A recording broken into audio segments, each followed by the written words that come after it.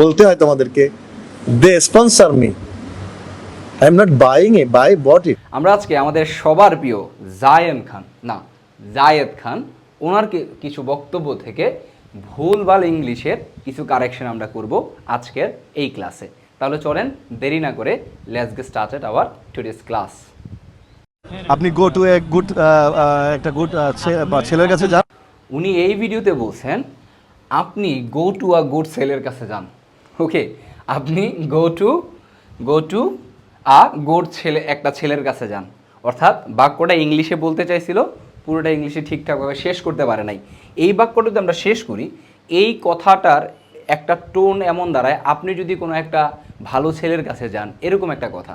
আপনি যদি, এই যদি কথাটা সে হয়তো বলতে পারে নাই, বা যদি ছাড়াও আমরা সেন্টেন্সটা কীভাবে হয় সেটা দেখি। দেখেন, আপনি মানে আমরা জানি ইউ, ইংলিশে ইউ মানে হচ্ছে তুই, তুমি, আপনি, সব কিছুই বোঝায়।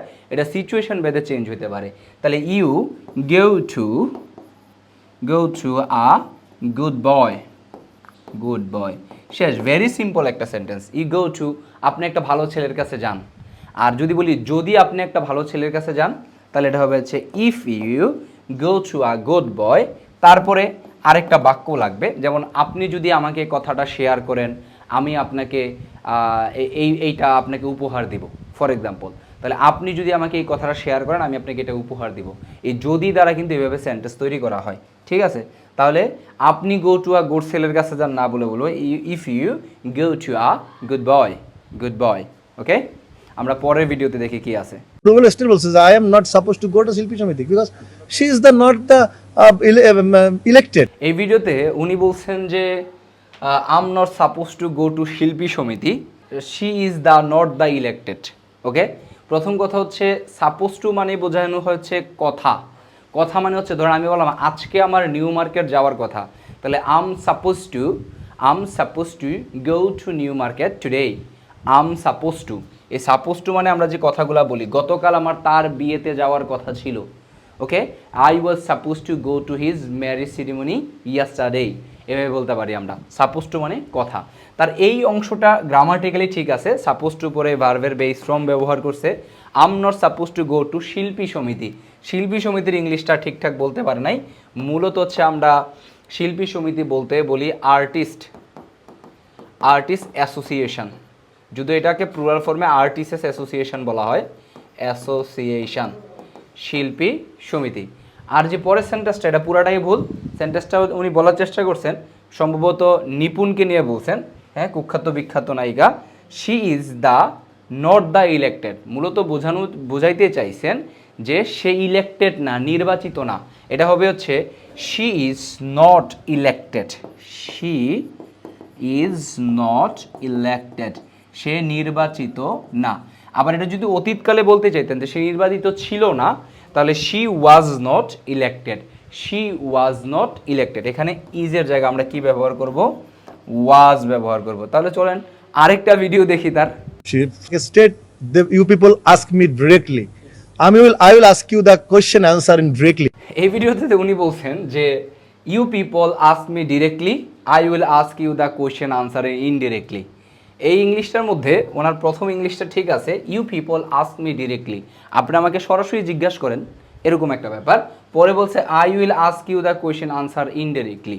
এই সেন্টেন্সটা পুরাটাই একটা এলোমেলো হয়ে গেছে। আমরা বলি যে উড়ে পাখি আকাশে, তারপরে গ্রামাটিক্যাল ভুল, এরকম একটা ব্যাপার। হ্যাঁ, তো এইটা কীভাবে হবে? এটা মূলত সে বোঝানো চাইছে যে আপনারা আমাকে ডিরেক্ট আস্ক করেন, জিজ্ঞাসা করেন, আমি সরাসরি আনসার দিব। তাহলে আই উইল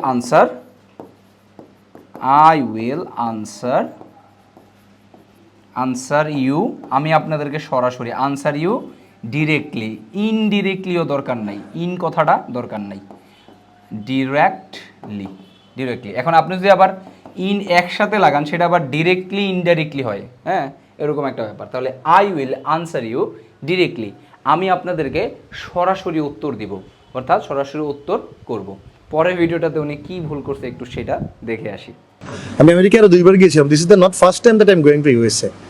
ওকে, এই ভিডিওতে দেখেন উনি বলছে যে this is the not first time that I am going to USA. এখানে সবচেয়ে বড় যে ভুলটা উনি করছেন, this is the not first time, এভাবে কোনো বাক্য হয় না। এটা বলতে হবে this is not the first time, this is not, দাটা আগে হবে না, এটা আমরা চাইলে শেষে ব্যবহার করি। This is not the first time, okay, first time that I am going to USA. এই অংশটা ঠিক আছে, I am going to USA মানে হচ্ছে এইটা অর্থ বোঝাইতেছে this is not the first time, অর্থাৎ এটা প্রথমবার না যে আমি I am going to USA, আমি ইউএসএ যাচ্ছি এটা প্রথমবার না, আমি এর আগেও গিয়েছিলাম।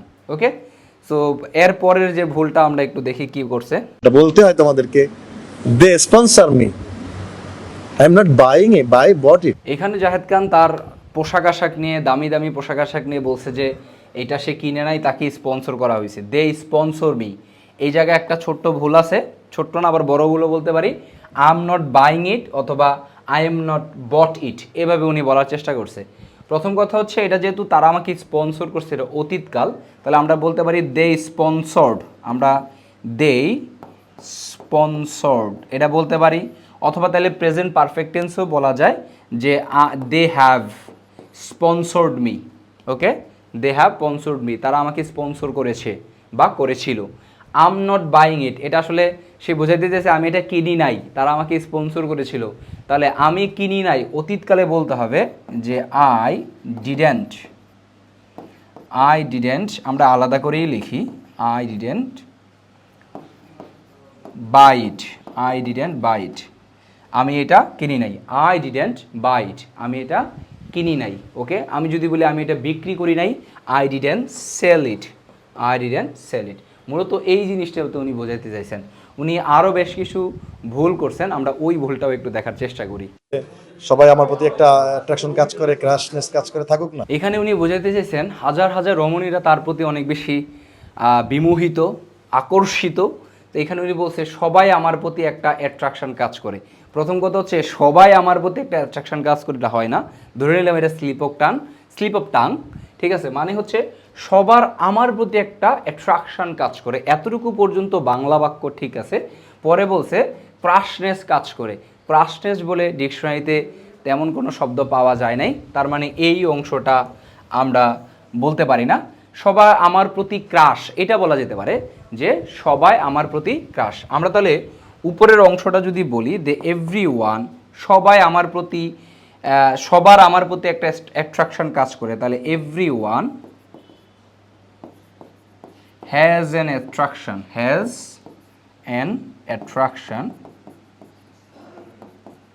অ্যাট্রাকশন টু মি, হ্যাঁ, এভরিওয়ান অথবা এভরিবাডি বলতে পারি, এভরিওয়ান বলতে পারি, has an attraction to me, আমার প্রতি সবার আকর্ষণ কাজ করে বা আকর্ষণ আছে, এরকম একটা ব্যাপার।